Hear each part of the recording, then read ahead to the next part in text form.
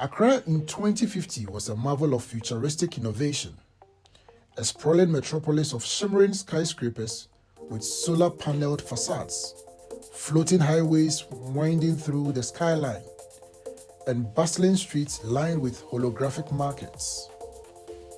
Drones zipped overhead, delivering parcels to homes, while self-driving taxis hummed quietly below.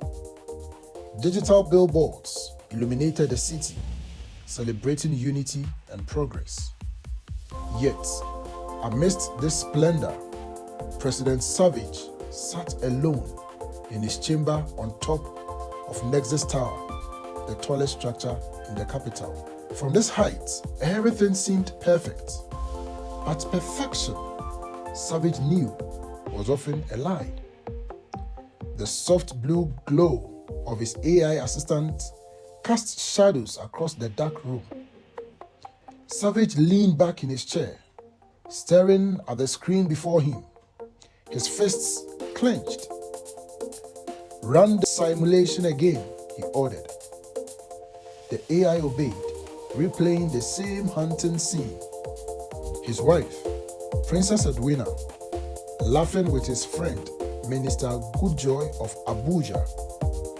The sound of her laughter pierced him like a blade, twisting the memory into something darker each time. Back then, Abuja was the only city that could rival Accra's grandeur.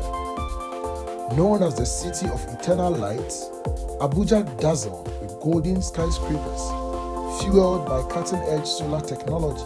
Its streets thrummed with Afrobeats fused with futuristic symphonies, and its people were innovators of arts and science. Savage and Goodjoy had been more than allies. They were brothers in spirit, united by a shared vision of prosperity for their cities. When Goodjoy arrived in Accra as a guest of honor, the bond between the two cities seemed unbreakable. Princess Edwina, ever the gracious hostess, welcomed Goodjoy with warmth and grace. Her kente-inspired gown, which shimmered with shifting hues, mesmerized everyone in the banquet hall. But it was her laughter that fanned the embers of Savage's jealousy. He watched from the shadows as she and Goodjoy exchanged a private joke, her hand lightly brushing his shoulder. "They are laughing at me," Savage thought, his mind spiraling. That night, Savage confronted Edwina.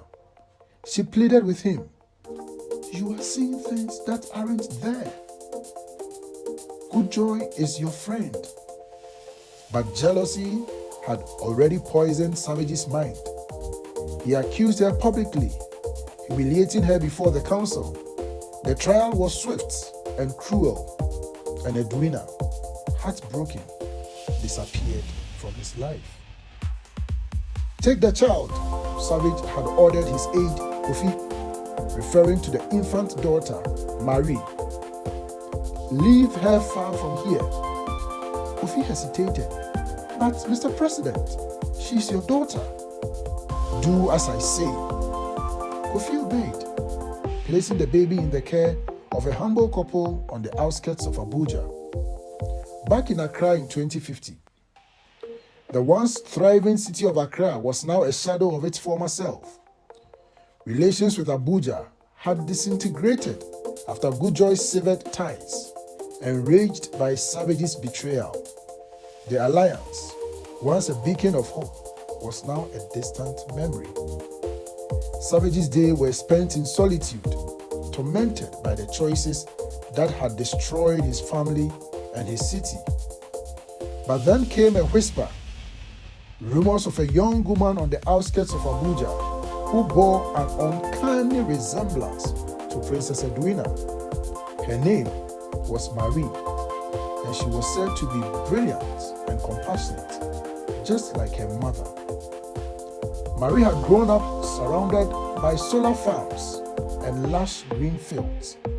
Despite her humble upbringing, she was known for her sharp mind and an unwavering kindness. She often wandered the outskirts of Abuja, where she met, thank God, Goodjoy's son. Disguised as an ordinary villager, thank God found comfort in Marie's company, and their friendship blossomed into love. When Savage learned of Marie's existence, he knew he had to see her. Under the cover of night, he traveled to Abuja.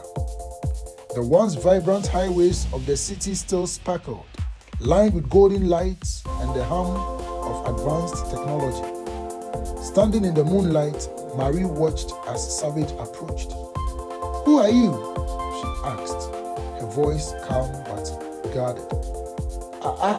I am your father," Savage said, his voice trembling. Tears rolled down his face as he knelt before her. "I have made terrible mistakes, but you are my chance to make things right." Goodjoy and thank God arrived moments later.